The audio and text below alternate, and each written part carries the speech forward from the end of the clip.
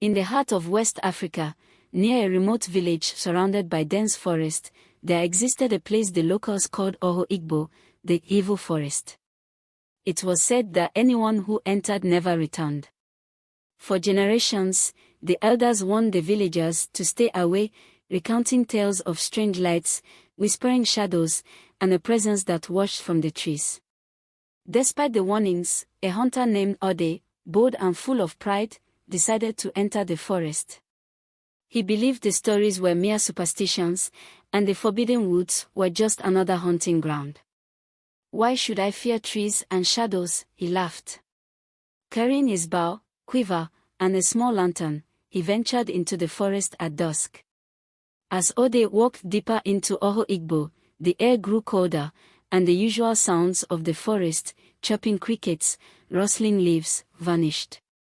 In their place was an eerie silence, broken only by the occasional cracking of twigs underfoot. Shadows danced strangely around his lantern, shifting and twisting as though alive. He noticed something unsettling: the forest seemed to loop endlessly. No matter which direction he turned, he passed the same twisted tree with a hollow trunk, its gnarled branches resembling clawed hands reaching for the sky. Night fell, and Ode decided to rest. He lit a small fire and sat down, but sleep eluded him. As he stared into the flames, he heard it, a soft, melodic hum, like a lullaby sung by an unseen woman. It drifted through the air, growing louder and more hypnotic. Against his better judgment, Ode stood and followed the sound. The humming led him to a clearing where a magnificent baobab tree stood. Beneath its roots sat a beautiful woman, her skin glowing like moonlight, her hair flowing like river currents. She smiled, beckoning him closer. Her voice was soft and sweet, promising warmth and safety. But as Ode stepped nearer, he noticed her eyes, black, empty voids that pierced through his soul. Her smile stretched wider than any human mouth should, revealing sharp, glistening teeth.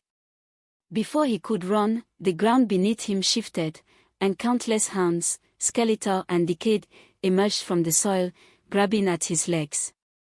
The woman began to laugh, a chilling sound that echoed through the forest. Ade screamed, struggling against the grasping hands, but the harder he fought, the deeper he sank into the earth. His lantern flickered and died, leaving him in darkness.